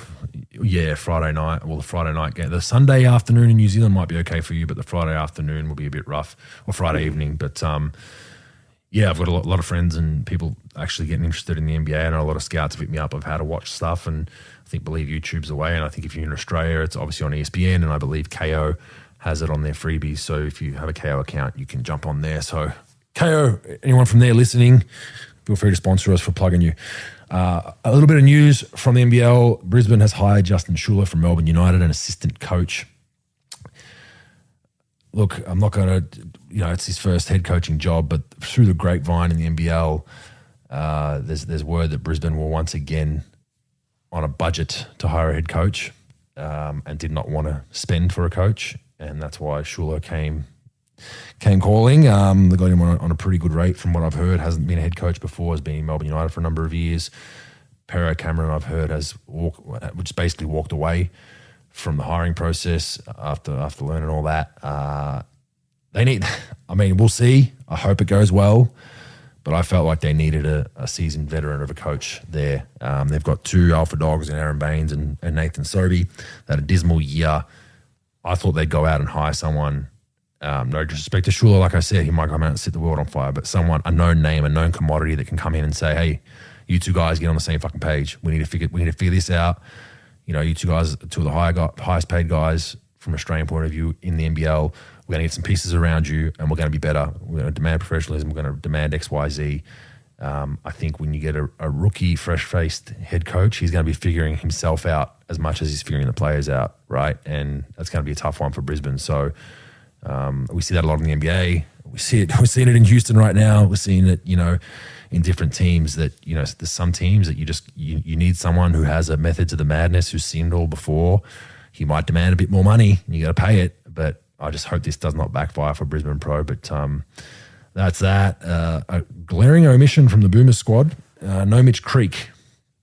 So really? They're playing this weekend. Yeah, they're playing this weekend. From MVP candidate of the NBL.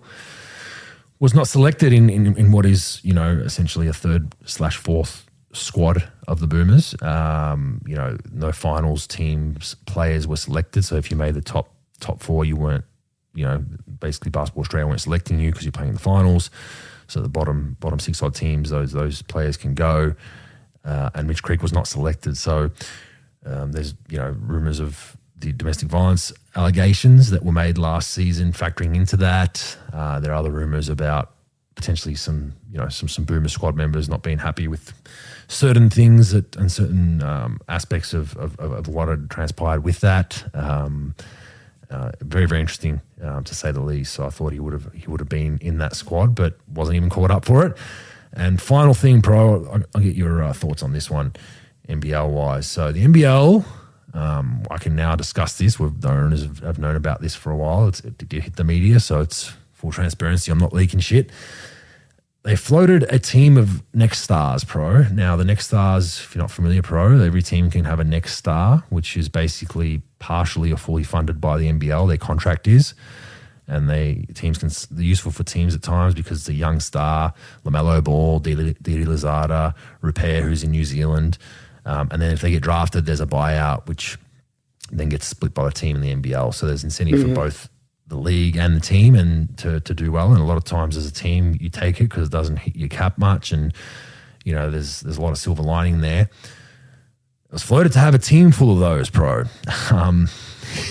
NBL, our ownership group's strongly against, I'm strongly against, based on where do they play? What city are they in?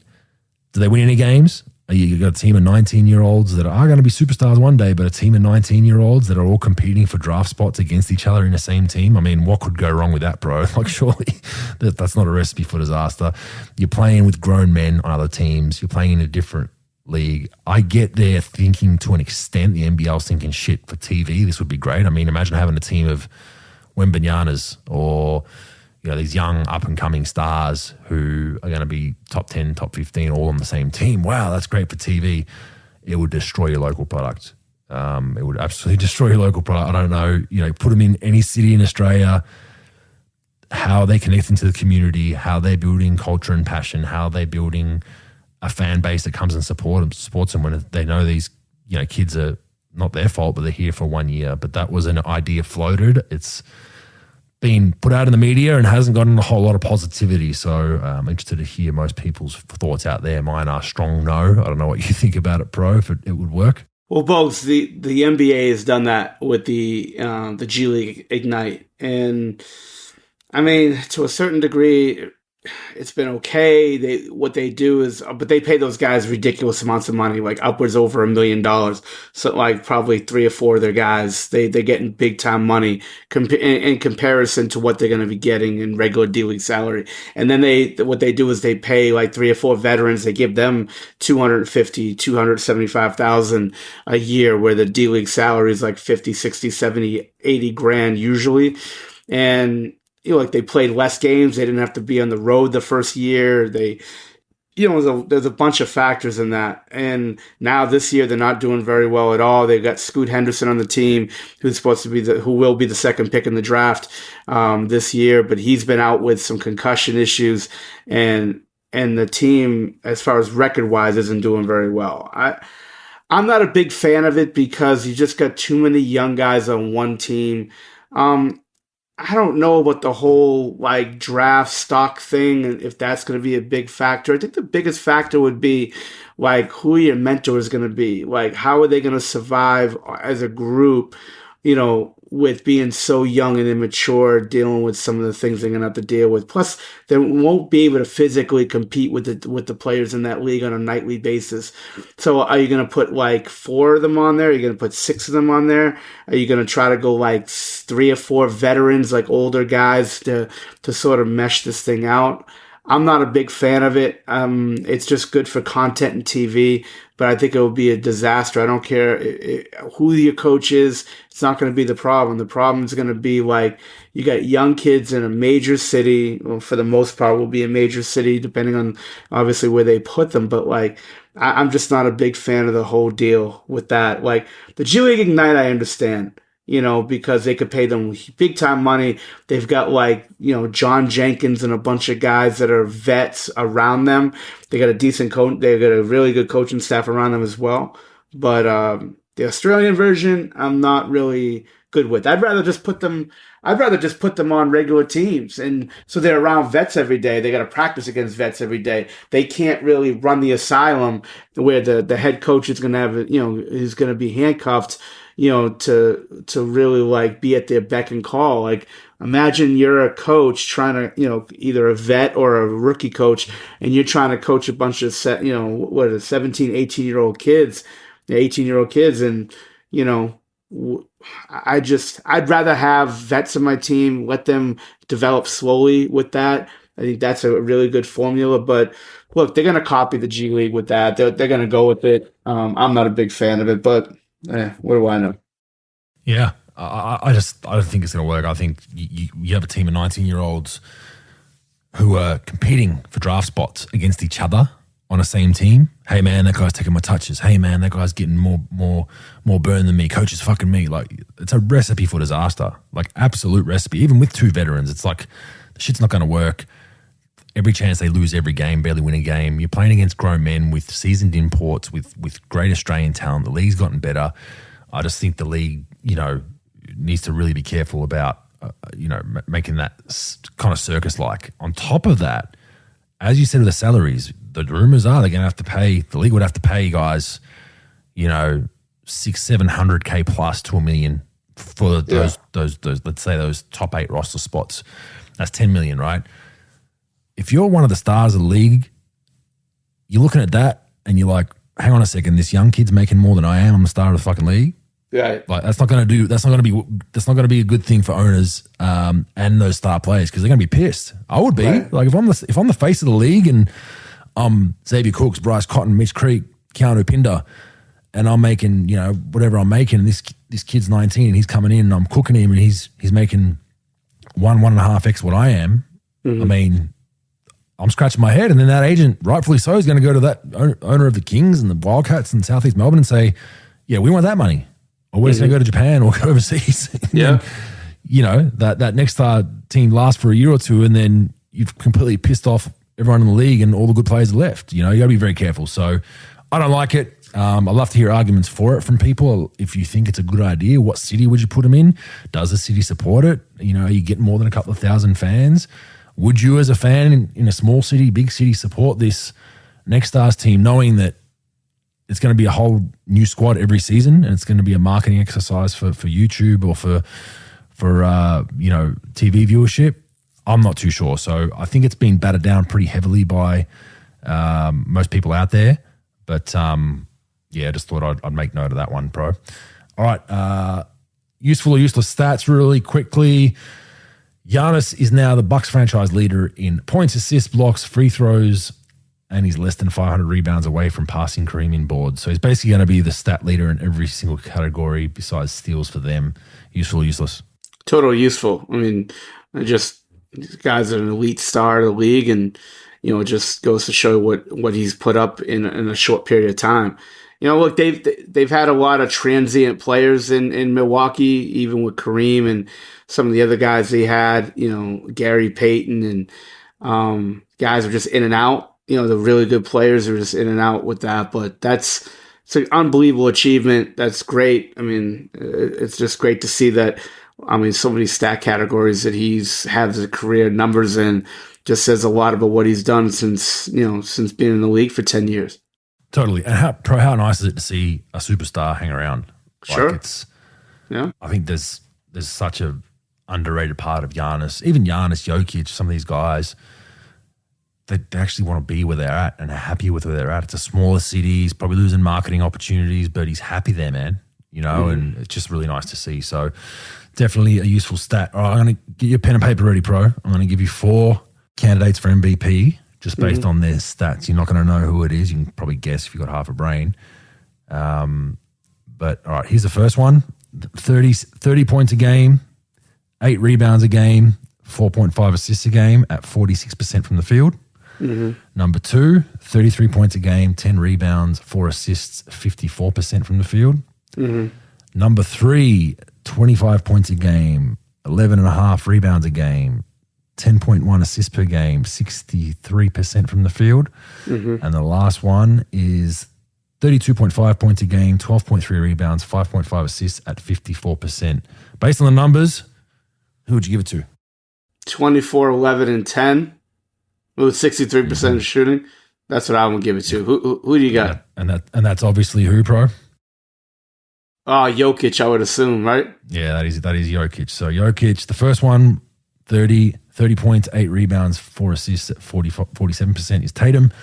Number 2, 33 points, 10 rebounds, 4 assists, 53%. Embiid. Jokic was the numbers we just mentioned, and Giannis at 32, 12, 5 at 54%. I'm giving it to Jokic all day long on those numbers. 3% from the field. 25, 11 and a half and 10 is absolutely ridiculous. And as it was said, there's some shit, I think it's like 25 and 0 when he has a triple-double, pro, which is absolutely insane. This isn't a, Westbrook's run of triple-doubles where there was a bunch of L's involved. They win games when he has a triple-double. These aren't stat-padding numbers. They're actual numbers that are contributing to wins. If you would have said, they're 15 and 15 when he gets one, you're like, okay, maybe he's chasing them. It doesn't really have that much of an effect on the game as it should. 25 and 0, he's glaring. So, I think they're all useful stats, and I agree. I think Jokic should be the winner, and I think he'll be the 3-time MVP winner. All right, next one. Fewest points per minute this season with a minimum of 1,000 minutes, pro. Who would you say is number one? We talk about Tucker a lot, so I'm going to go with Tucker. Yeah, you got it. 0.13 points per minute. That's crazy. Number 2 is a name I would not have thought. Well, Reggie Bullock's one. Okay, he's at 2.3. 0.23. Alex Caruso is tied with him at 0.23. 0.23. And then Patrick Beverley that's pretty obvious once you think about it at 0.24. But Caruso was definitely not one that I would think would be in that margin. But PJ Tucker is going to go down as the fewest points per minute this season. Useful or useless? Pretty useful. I mean, I know it's useful because Caruso was on my fucking fantasy team and I cut his ass a couple weeks ago. Yeah, of course, right? And you got him for steals, didn't you?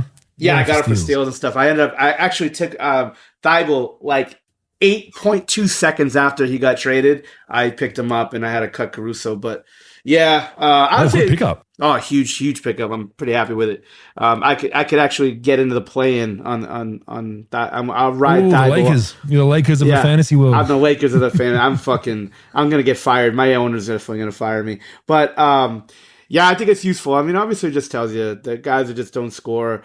Bullock, I would think that would have scored a little bit more because of his shot making, but he hasn't really made his shooting's been a little bit down. And then Beverly, I mean, with the team that he's on, he's not really a scorer as it is, and I could sort of see that, and then lack of shooting and stuff, I could sort of see that as well. So, yeah, it's an interesting stat though. The points per minute deal.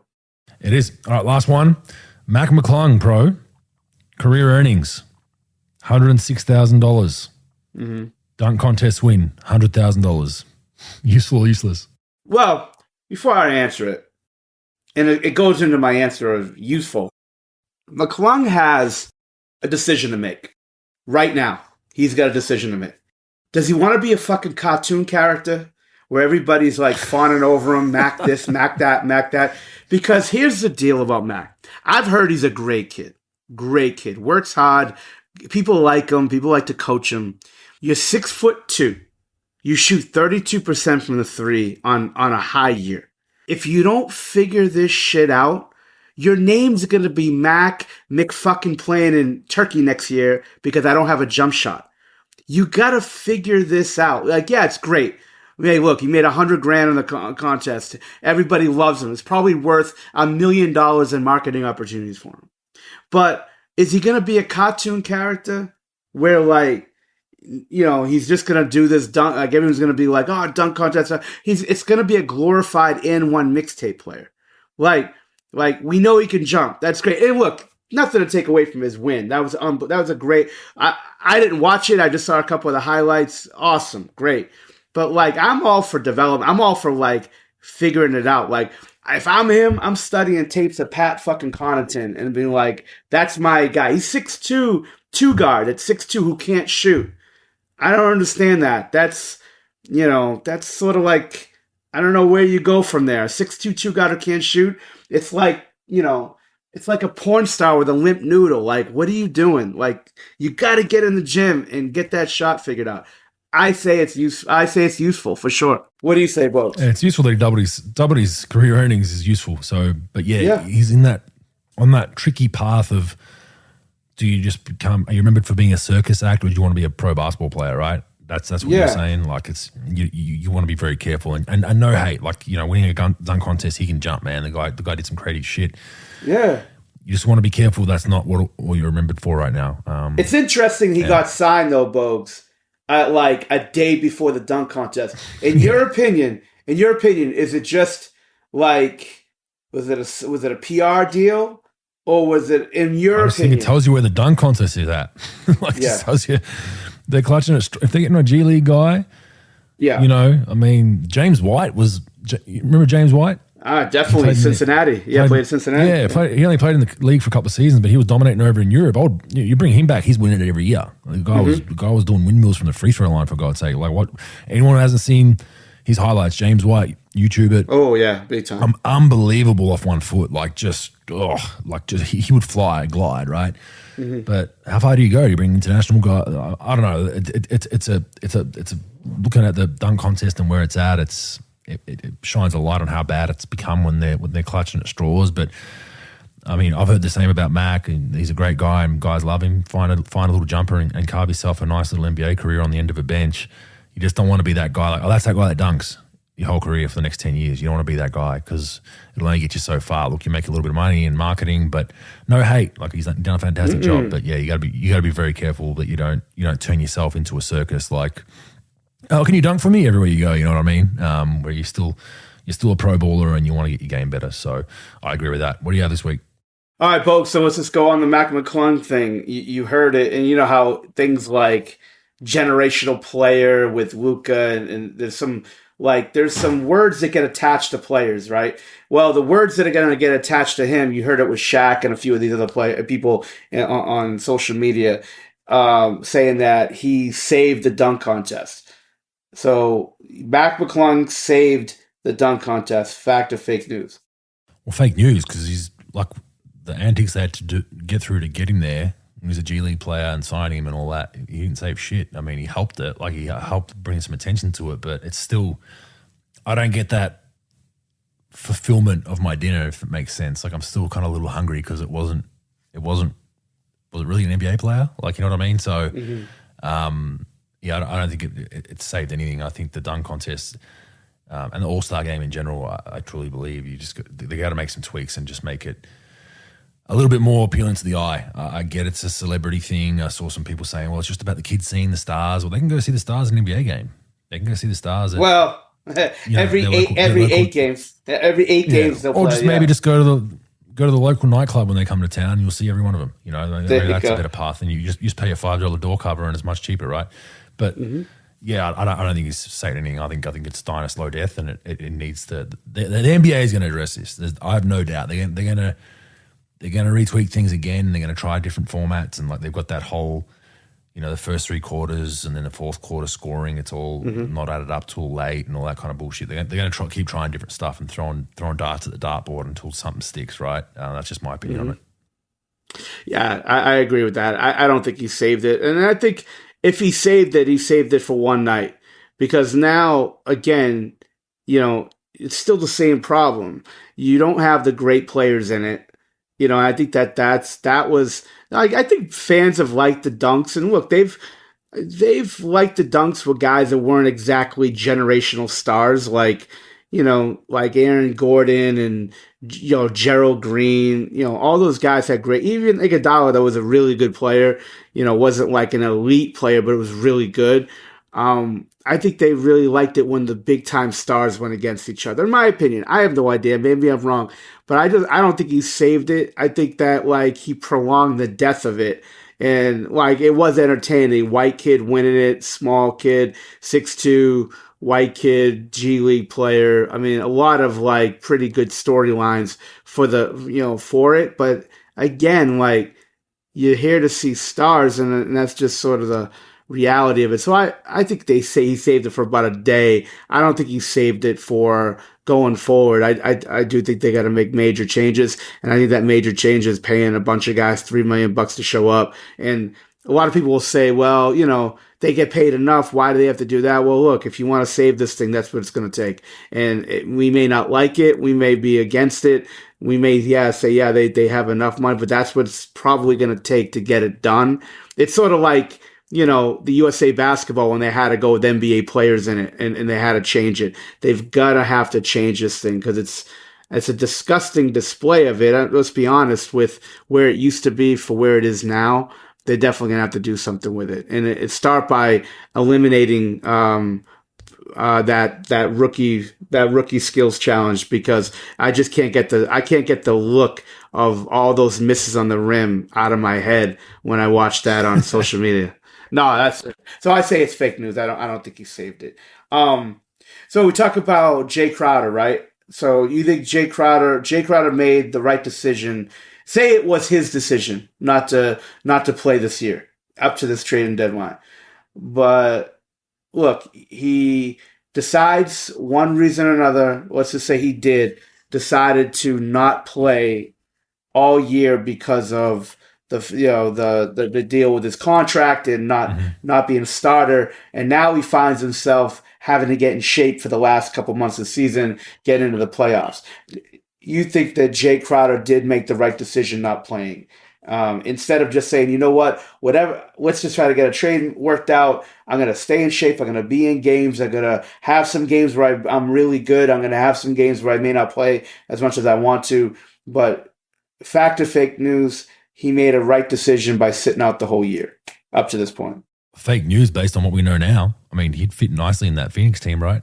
Yeah. Like they lost Bridges and Johnson. That's his position. He'd probably be starting. It's unbelievable, right? Potentially starting at the 3 with KD, or at the 3-4, KD, 3-4, Aiden at the 5, CP and Booker, right? Like, perfect role for Crowder. Crazy. Like 3-and-D guy, space, like actually probably a better fit than Milwaukee and probably play more minutes. It's a crazy world, man. So I definitely made the wrong decision, but he didn't know that trade was going to happen. He was obviously pissed they weren't trying to extend him or even, wouldn't confirm his role. He coming off the bench, so he was salty about that. Probably didn't handle it the best, but that's the way it's handled these days, the chess game with your agent off the floor. And I think Milwaukee's still a good fit, but did he handle it? Did he do the right thing? Fake news. Yeah. I never tell people how to feel about anything. So it's hard for me to say, it's hard for me to say, well, he should have done this, should have done that. What I will say is, like, that stuff could always get worked out. Like you leaving a team, and just say, look, I want to get out of here by All-Star break. I want to get out of here by trade deadline. I want to get out of here at very least, I want to get out of here in the summer.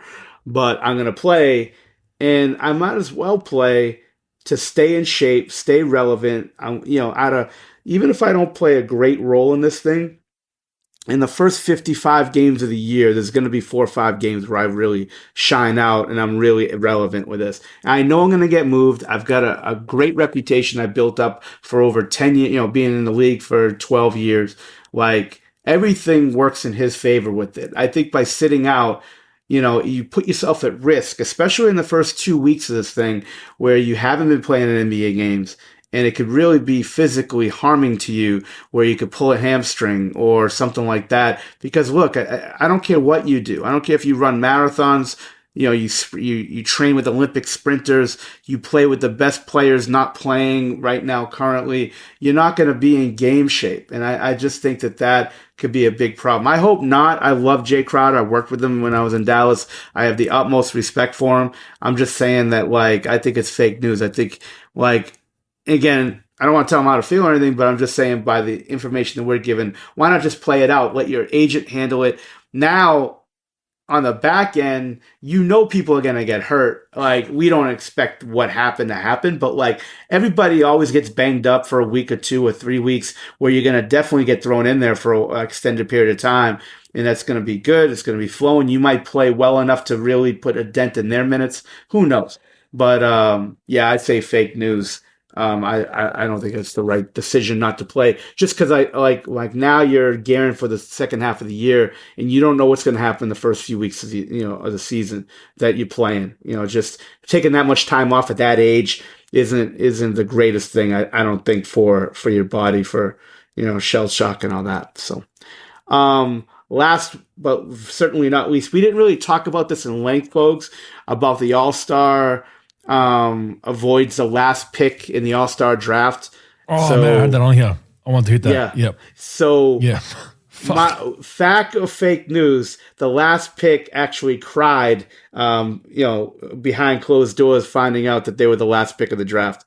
Fact or fake news?